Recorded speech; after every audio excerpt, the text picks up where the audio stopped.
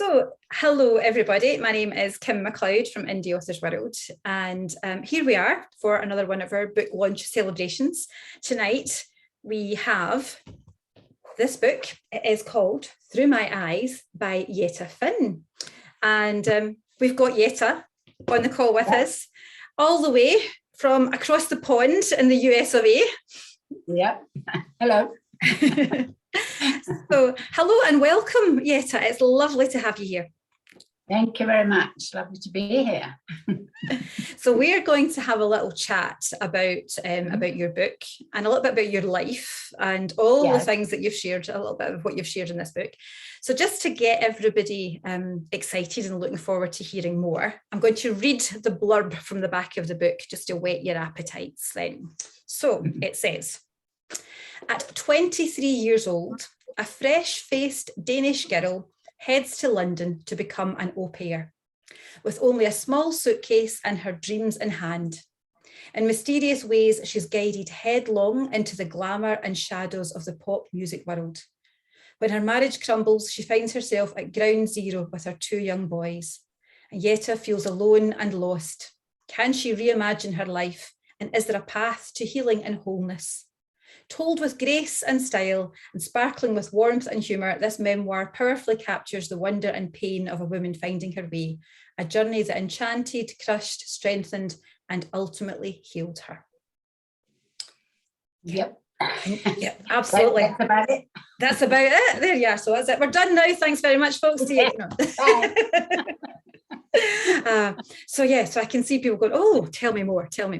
So okay. I would like to just kind of start saying, first of all, I think it is a wonderful book.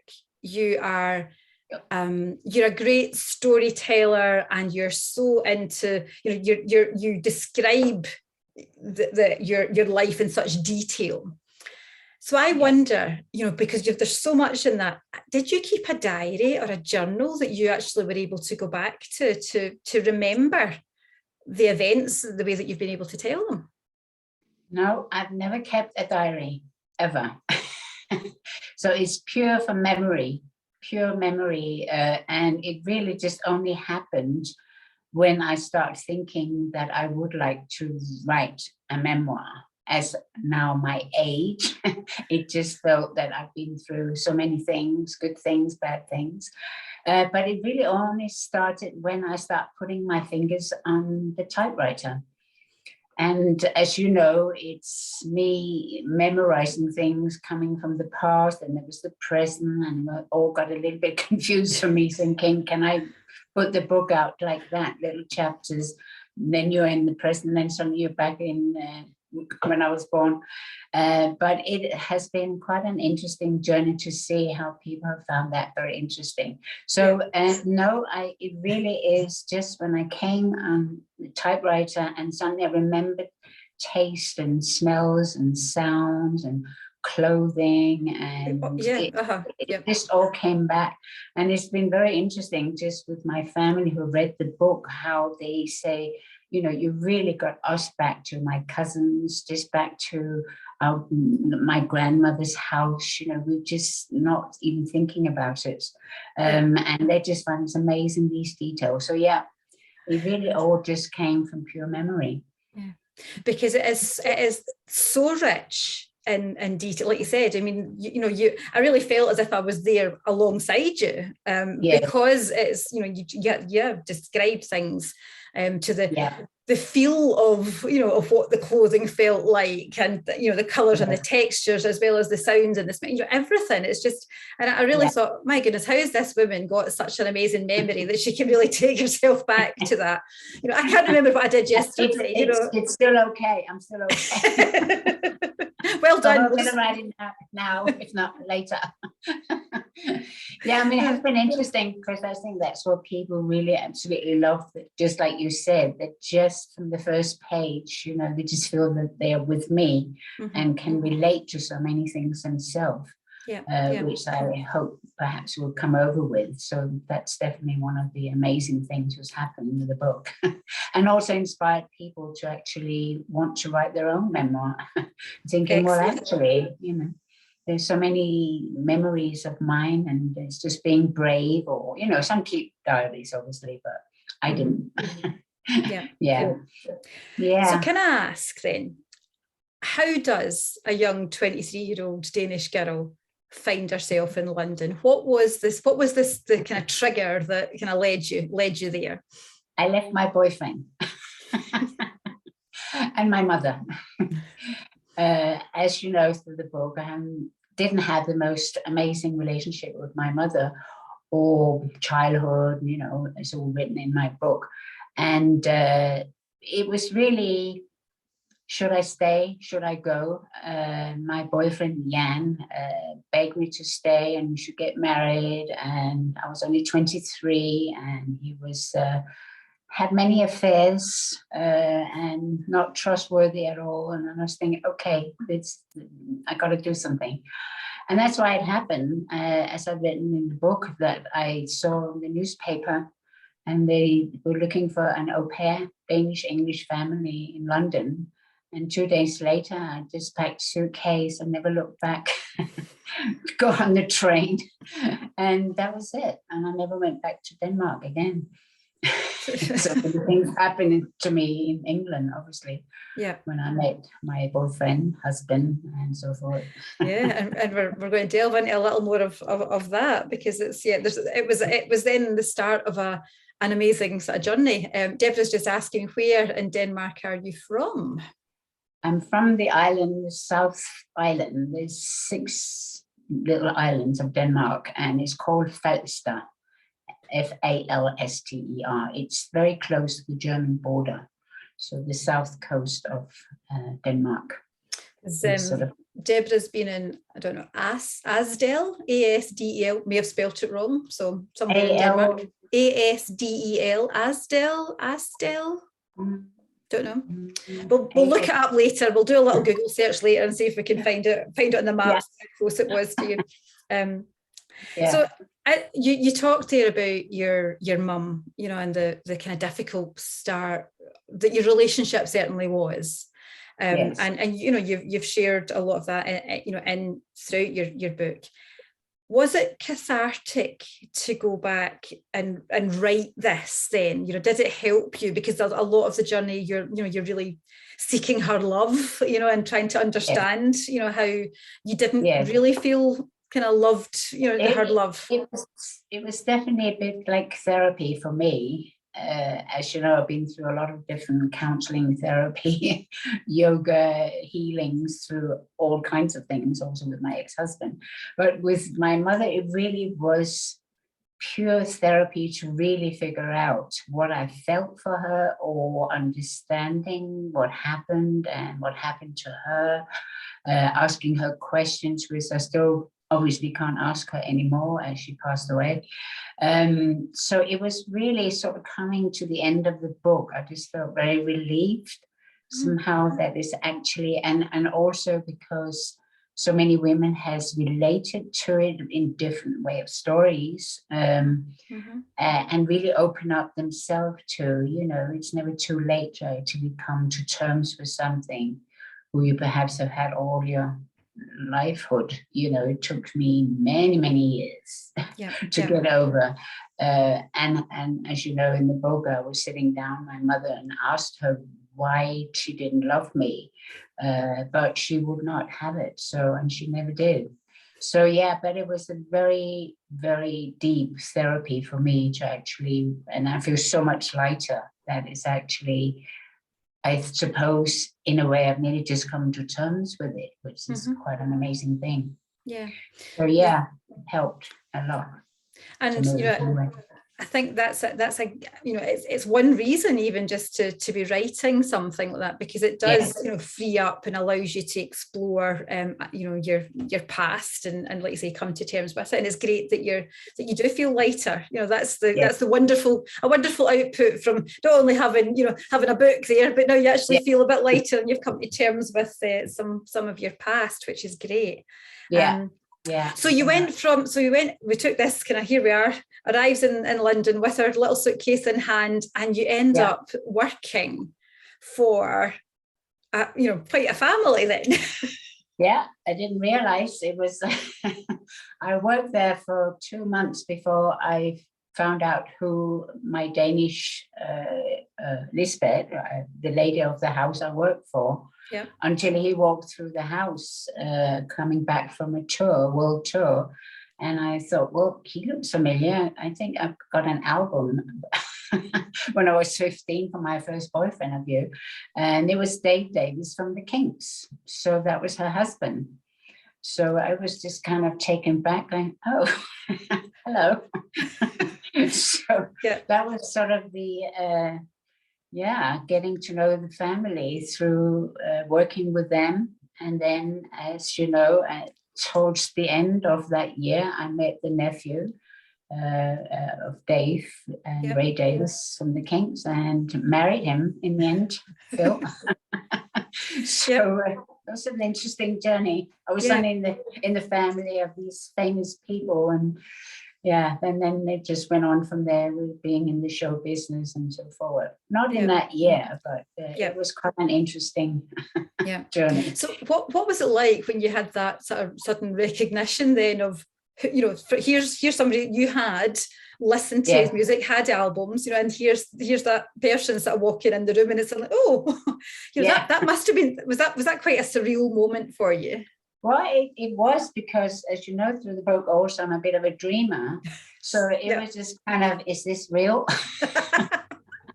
And I was only 23, you know, still kind of a very young girl. And I think it's just the way I explain and the way in detail I write about his clothing and his movements, you know, how he walks through the door in these sort of hippie times clothing, you know, with the hair swaying and the sunglasses. And when he took them off, it's like, wow, that's Dave Davies.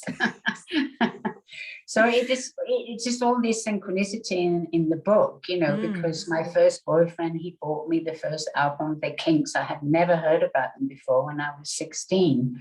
And then suddenly, as I wrote the book, here I am standing in front of Dave Davies being 23, and I don't know how that happened.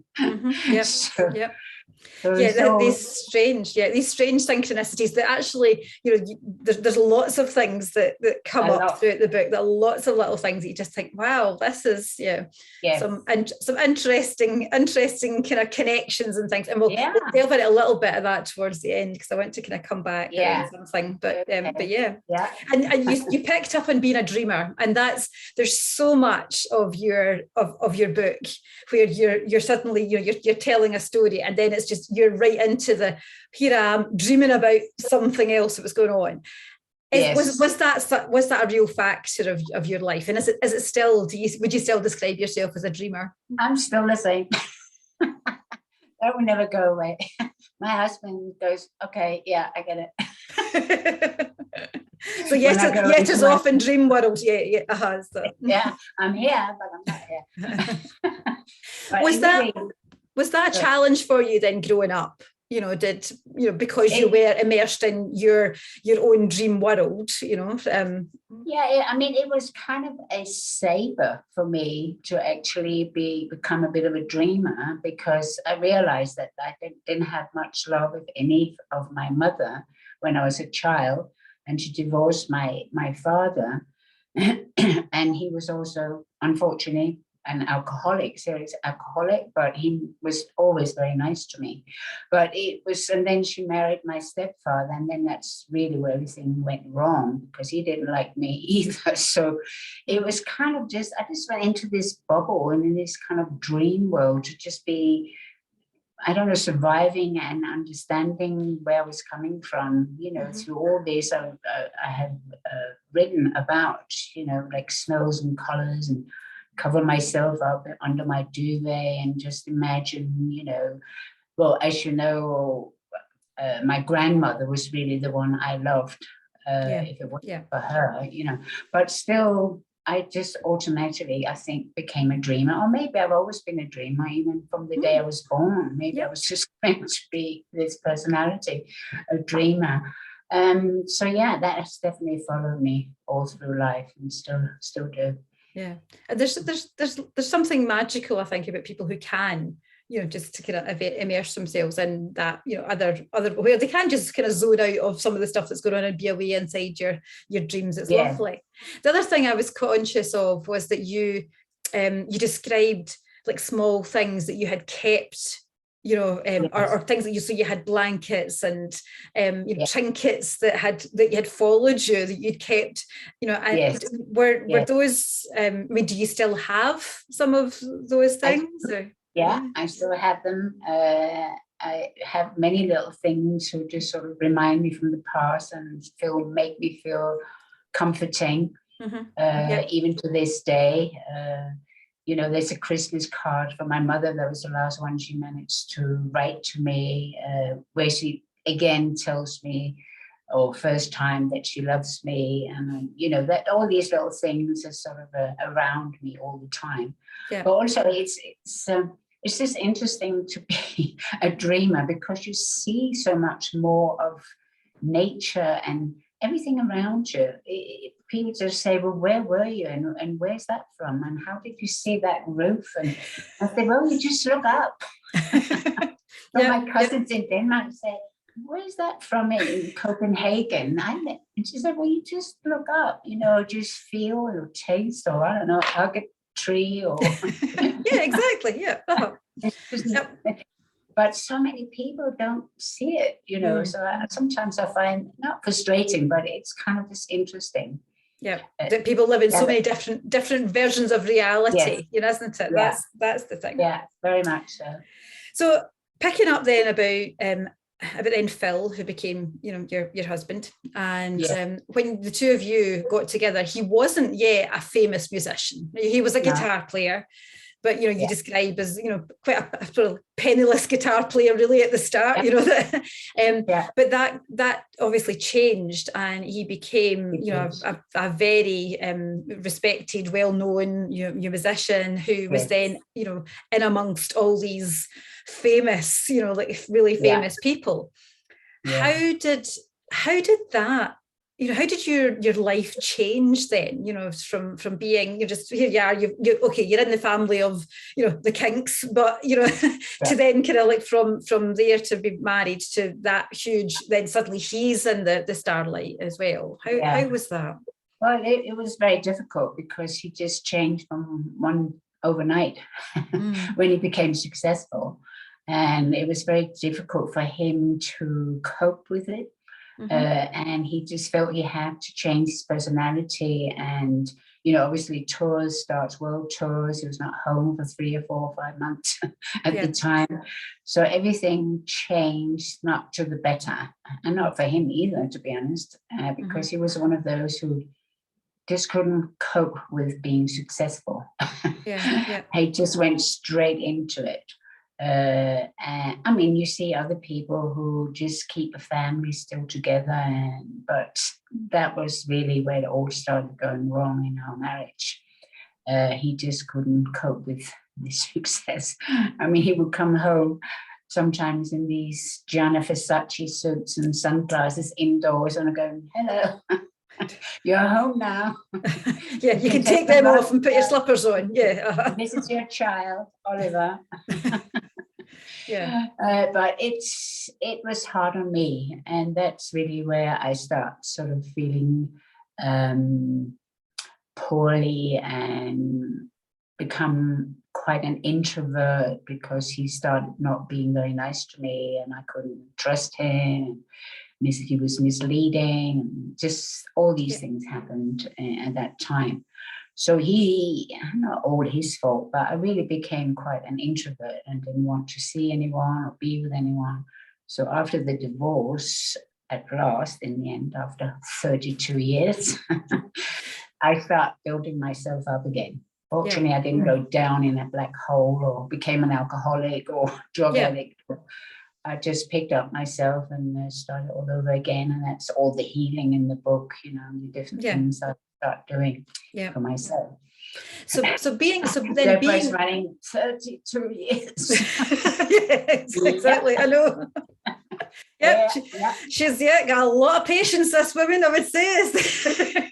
32 years out of my life. I think I stayed there because of the children. Yeah, that's it. So you had your two boys, and it must have been then a challenge to be, you know, the wife of a famous guitarist who's on tour. When we're talking about the likes of Eric Clapton, you know, I mean, actually touring with Eric Clapton, touring with Tina Turner, you know, I mean, it's, you know, we're not, you know, we're big names, you know, huge, you know, entourages of everything else, and you interacting in some of that world. And here you are, the mum, trying to kind of have some sort of normal family life for your, you know, for Oliver first of all, and then you know, later on for Charlie. So 10 years later, I think I was surprised, but don't tell him that. So how did you manage to try and create some normal life for the children? Well, I mean, I just think I'm sure I am quite down to earth person. And I just kept, you know, them totally grounded. And I don't think they've ever had any sort of taste of, you know, this kind of paparazzi and celebrity world, really. I just kept that, you know, ongoing. And as I, you know, write in my book, I can just see somebody ask me, you met all these famous people. I don't know if it was but I said that I have, but in the book, I write about them all as just you and me. You just human beings, some became friends, some didn't.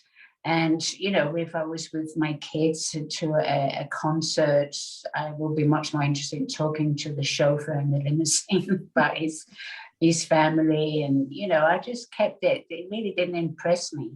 I've never had idols on my wall. I've just never been that kind of person. So I suppose that helped me also, because, you know, I met along the way. I would say actually that the wives are much more celebrities than their husbands, or trying to be.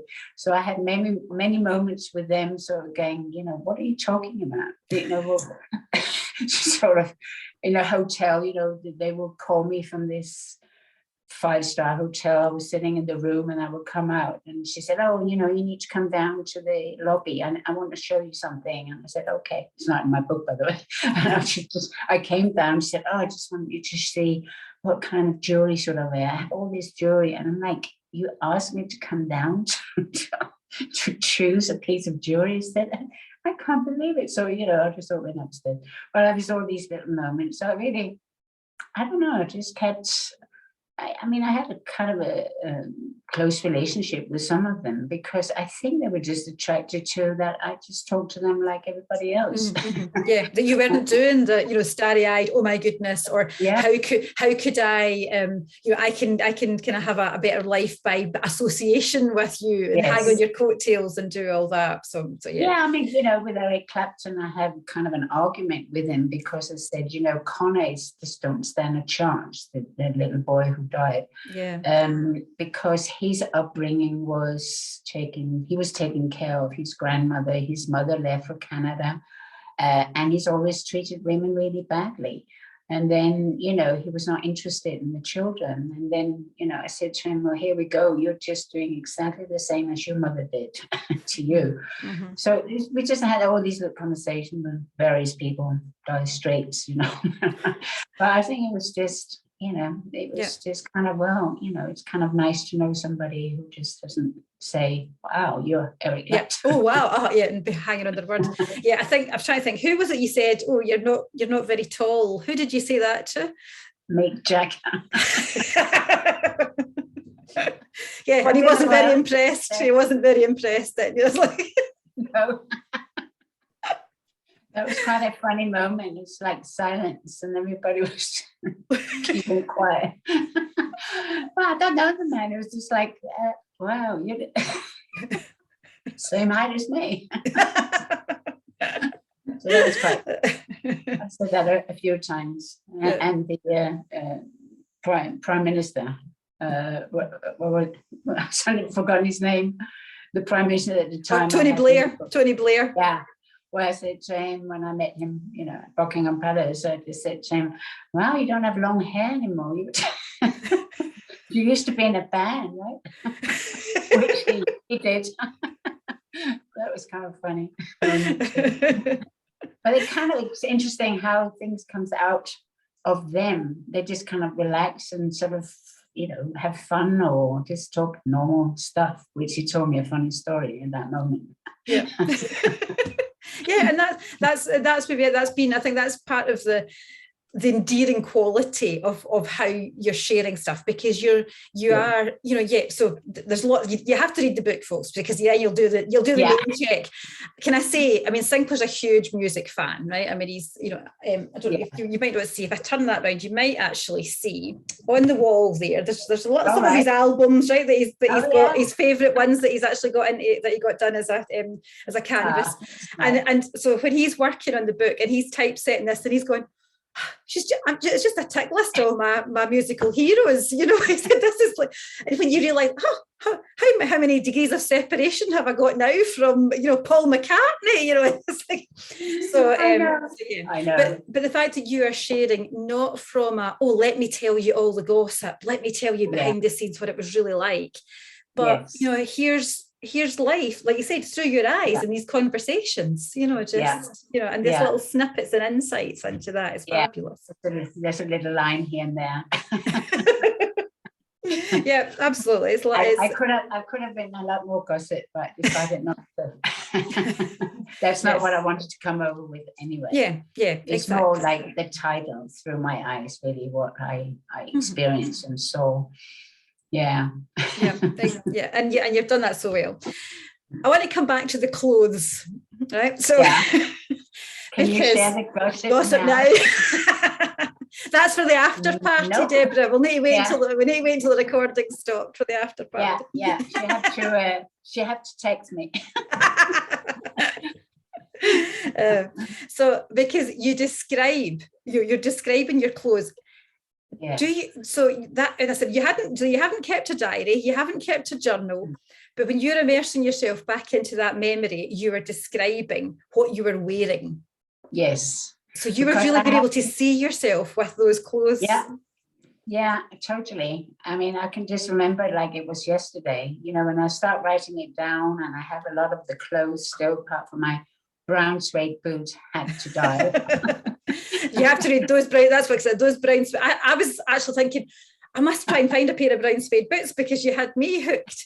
Not only that, the hats, and I did ask Yetta when she came on earlier. Is that we can see some of her hat collection on the wall behind her? It's funny. One of my friend Kat here in Colorado, she comes from New York. She now lives close by, and she said, "Those brown suede boots, I've got to find a pair." So when I signed her book, she wanted me to sign my book to her. Just wrote, "These boots are made for walking." Perfect. She just said, I'm trying to desperately find these brown suede boots for you. And I said, well, don't worry about it. But I did have them forever. But clothing, I still have some of it. But I just remember. I remember the moment. I remember what I wore. I remember at the party. I can go straight back to my childhood, and I just remember, I have some of my clothing from my childhood too. And I just remember, the smell of them and the feel of them. And it's just quite an amazing, which I actually didn't really think about too much when I started writing the book, that how I could really get into all this. It's quite an amazing journey. Yep. I was looking, I think there has to be a whole fashion version of this with the, here we are, the ensembles put together, and the hats with the feathers on, and because it's interesting because a couple of who read my book say, oh, I remember Biba, and I had one of those dresses, and it's just kind of, and that's really not what I was imagining was going to happen. I had no idea what my book was going to be, for people to read, but I was just overwhelmed by how people can relate to so many things. So that was an interesting. So we need the fashion list that's going to go alongside it then, isn't it? So the other thing, you trained as a dancer. You were doing some dance training, and you talk about that. Is that a career that you would have liked to follow for yourself?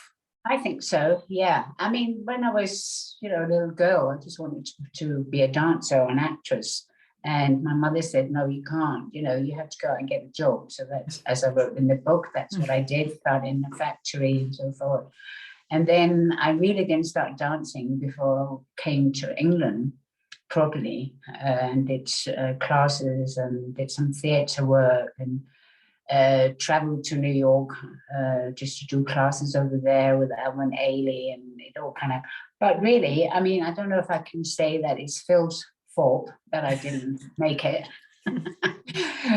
Because he just did everything under the sun to make sure that that was not going to happen. So, and at that time I did have one son, and I was just thinking, okay, let it pass. I think, though, that in a way I was quite happy about not doing it because I did have, got some, they call an equity card, where I was supposed to do shows in Italy and so forth. And the choreographer said to me, well, this is kind of not much to do with dancing. And I said, well, I'm sorry, I'm not going to do that. I'm not 16 anymore. And a lot of the girls here would do anything to become whatever. Yeah. And I'm 23 and I'm not doing it. So let's just call it a day. So then they took the equity card away. But I still did a lot of dancing and little sort of amateur things and a couple of proper theatre work I did at the theatre. So that was kind of the end. But to be honest, I don't think I could have, I'm kind of glad that I didn't go that direction, because that is just such a tough world, and I could see through all the celebrity I've met along the way, drinking and doing having affairs and so forth. So no, I think it was perhaps okay, but I would say that perhaps it was something to do with my husband at the time. Yeah. So he just made sure I was at home and looked after the kids, and he would go off, wherever he was going. I had no idea. Yeah. So yeah, but it was fun, and I had some amazing times doing it for sure.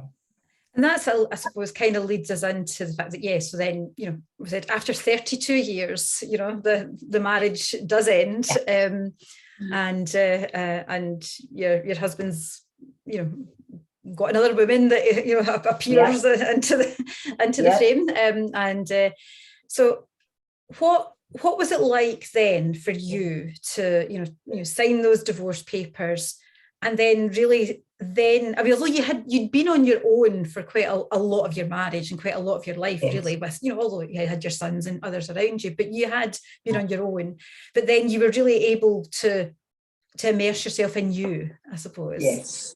Yeah. What was it like? What was there a worry? Was there concerns? How did it, unfold for you? Well, I mean, I just think, basically, I suppose I was a little bit against the divorce at the time, but his mistress at the time managed to get this divorce organized. So it was on my doorstep, which was a bit of a shock. Should have gone to my lawyer. But it really kind of just woke me up thinking, actually, this is just what I wanted. This is such a relief. So really, I just started from then on thinking, well, this is actually quite nice to be on my own. And then I started, I did start the counseling and yoga and went out more, and the house became like a sanctuary. It was just quiet and calm, and I got on with my children so well. There was no thunder and lightning. As soon as my ex-husband came through the door, I was saying, you can't come in anymore, because he was always the one kind of made trouble because of all his misleading lies. But, he just always made it totally different. The atmosphere just changed, and suddenly I was arguing with the children, and I'm not sure why. And then, he would just say, nothing to do with me. And he was very good at that, I realized. But anyway, so that's what happened. So I just started really taking care of myself again, and became a totally other kind of human being, just finding me through all these things I just mentioned, with healing and yoga and counseling. In fact, I'm going to see Jasmine, funny enough. She's still around when I go back to England, which is going to be really nice. And she's read my book because she's in it. Well, that's nice. That's nice to be able to come back and, and say something who's been part of that journey for you. Yeah. Yes. I mean, just briefly, she said to me, she wrote back and said, I absolutely loved your book. And she said, if it does turn into a movie, could you make me glamorous? I said, that's not possible. You are far too glamorous already. But I haven't spoken to her for 15 years, so that was quite nice. Oh, and that's nice then, just that reconnecting, with people because of you, because you've written your book. So yeah, it's quite amazing. I found her because she's still doing counselling, and she said it was so lovely to hear from you. So it's all these little connections through the book as well, which is fabulous. So yeah, that's really how it became on. So we talked earlier a little bit about synchronicities, and so now you're with your lovely husband James, yes. who I've had the pleasure of having a few conversations with as well, as we've been talking about different parts of things about your book, and your paths crossed. Yes, several times without you really really knowing each other there. But the times when you look, you think, across countries and timelines that you were in the vicinity of one another, but didn't actually physically meet until you were introduced by a friend to in a restaurant. Yeah, it's quite an amazing moment. I mean, when I moved to a little town called Nivot when I decided to stay here in America, and there was a restaurant called Chipita's there, and I went in one night. I went there quite often, and my friend Nancy said, I want to introduce you to James. And I said, okay. So we just start talking, the whole evening talking. And then I said to him, do you know Teresa Taylor, who's been my friend here in Colorado for the last 45 years. She used to work in a studio and so forth. And he said, you don't mean Teresa Taylor? Yeah, Teresa Taylor. He said, I live just across the road from Teresa, and I lived there for the last 35 years. And so we realized that we have crossed each other's when we were very young. He was in the band called The Rave, where I was going to that place to listen to music. I had no idea in the 20s who he was. And then I meet him in our 60s. And that's how we met. And I had gone into Teresa's house when my children were small. He had a different life with his late wife. And, we must have just seen each other so many times crossing. And then suddenly there we were. So that was quite something else. So do you believe in fate then? I do. Yes, strongly.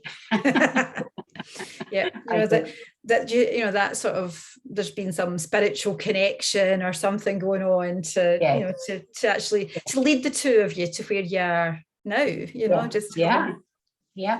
I really do. Everything in my life, I believe, was meant to be, and it just happened for a reason.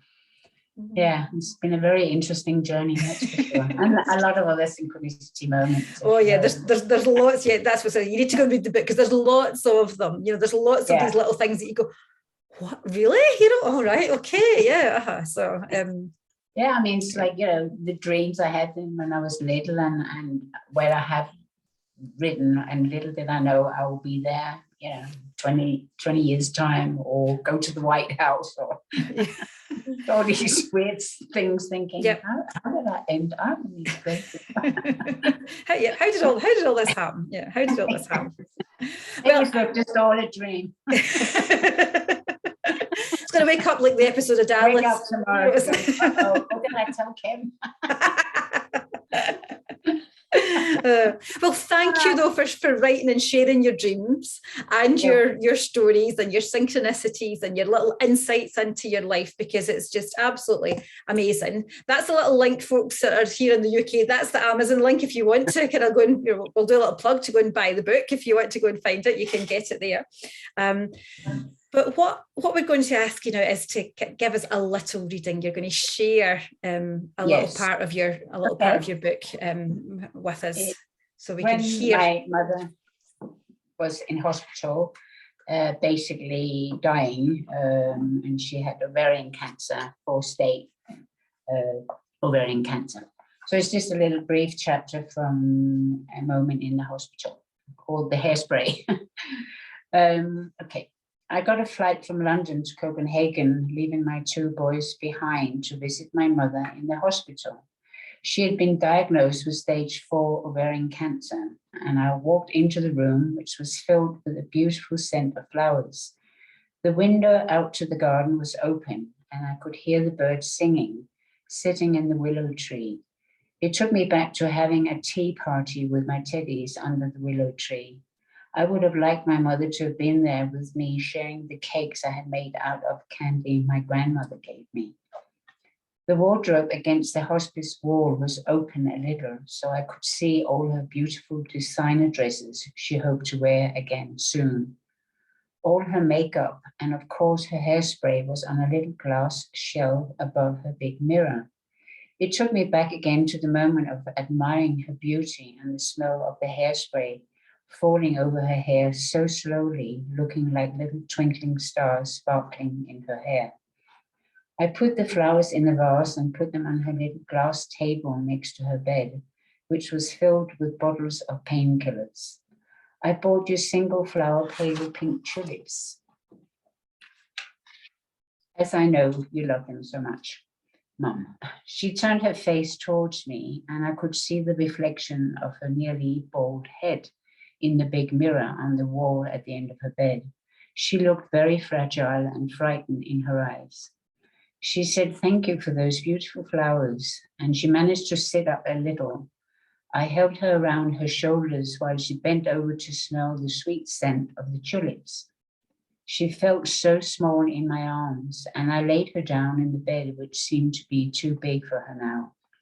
The nurse came in and gave her some medication to feel better, and she lightened up and wanted me to help her put on one of her designer dresses.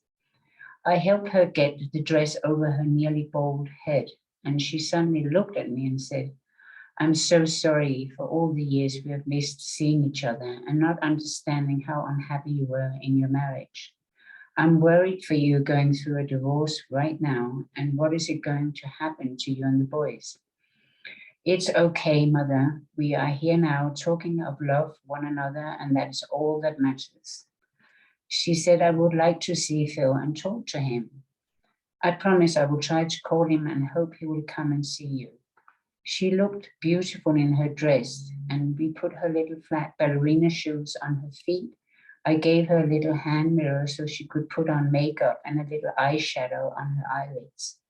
I put a pale pink rouge on her cheekbones, and we walked out to the garden. We sat on a bench in front of a waterfall, which has flowers around it, and the sound of the water felt so soothing to me as I wrapped us both into a cashmere throw I had given my mother on her 70 years birthday. My mother my mother stroked my hair with her very fragile looking hands, looking into my eyes, saying, "Do you remember when I spread honey on your sandwiches for you to take to school?" "Yes, I do, Mother.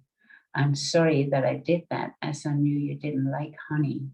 I stroked her nearly bald head and said, "Mother, did you even find out that I threw the honey sandwiches in the bushes just before I cycled home?" "No, I didn't." We both laughed and held each other even more tightly.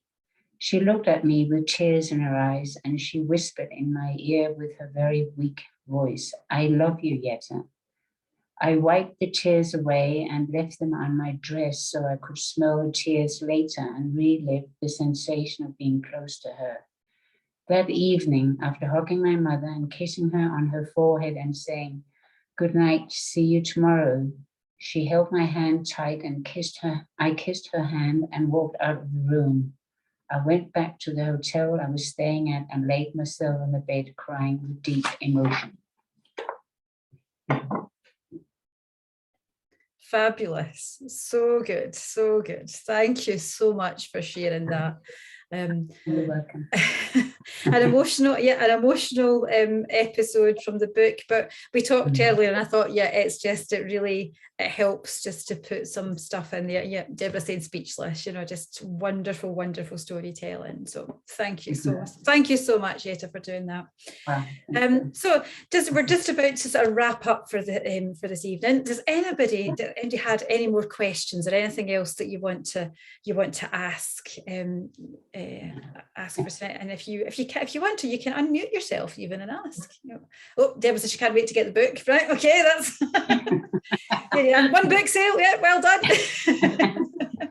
You get on Amazon. That's it. The link's there. So, there you are. So Lauren's saying, what advice would you give to your younger self, Yetta? What would I give of advice to my younger self? That's an interesting question. The thing is, when I was younger, a lot younger, you just don't know, because life is just the way it is. You're just learning all the time. You can't. When I was 20, that I felt and I thought and I was thinking the way I was at that time, perhaps being insecure or naive, or it's just a learning process all through your life. I think the whole way, right to the end, wherever that may be for all of us, that we don't know, fortunately. Yeah. So that's that idea that really you just that you were meant to live and experience all that you had. So and if you hadn't done, you wouldn't be where you are now. Yeah, I don't regret any. I don't, that was my life. You have to kind of look at it in a positive way. Like when I write about Phil, I don't write about all the really kind of unpleasant times we've had, but more about what were the good times. And I sort of hang on to that, all through my book, really. Yeah. And probably still will till the end. So Rachel's asking, what are your family's thoughts on your book? Family. What do your family think? So I suppose about your boys. I mean, have they read it? I suppose that's the thing. Have your sons? The youngest one have in the beginning. He's in the beginning of reading it, and my oldest have not read it yet. Right. Okay. My cousins have, and my godmother. I have a couple of aunts left, and they absolutely love the book. But also, it made them really think about the past. My godmother was thinking about her relationship with her mother, which was my grandmother. So there's all these things coming into the picture, but they absolutely love the book and can't praise it more than they do. It's very nice. It's lovely. It's lovely. Yeah. So, and Deborah said that. So you say that you believe that it's destined to happen will happen. So, and yeah, just that, does that mean that you don't have any regret for any of your life? I used to, but I learned not to. Life's too short. It's every day is so precious to everybody. I hope we just live in the moment. That's all we have. But it really took me a long time to learn that process. But yeah, I found it a long time ago. So yeah. So we're glad. So Lauren said, "Yep, great way to look at everything." She said from Lauren. And so the last question from Deborah then. So has your ex-husband read it? Sorry, how my ex-husband has he read the book? Oh, I have no idea. I have no idea, because I have no communication with him. Not that I don't want to, but I think his wife don't want him to have that. So.